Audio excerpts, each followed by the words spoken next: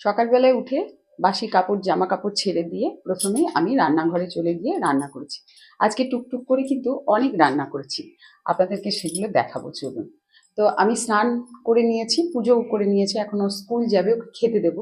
তো আপনাদেরকে রান্নাটা দেখাবো যে কি কি রান্না আমি করেছি। অনেকগুলোই রান্না করেছি, তো চলুন দেখবেন আজকে আমার কি রান্না হয়েছে।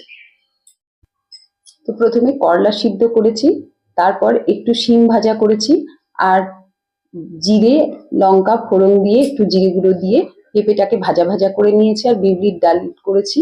এদিকে আলু পোস্ত করেছি, আলু পোস্ত আমার বাড়িতে হবেই, আলু পোস্ত বিউলির ডাল এগুলো ওরা খেতে খুব ভালোবাসে। তারপরে ভাত হয়েছে, গরম গরম সাদা ভাত, একটা বাটা মাছ, আজকে বাটা মাছই এনেছে বাজার থেকে, বাটা মাছ ভাজা একটা, আর বাটা মাছের সর্ষে পোস্ত। এই আমার আজকের মেনু। কেমন হয়েছে আজকের মেনুটা আপনারা অবশ্যই কমেন্টে জানাবেন, ভালো লাগলে একটা লাইক করে দেবেন।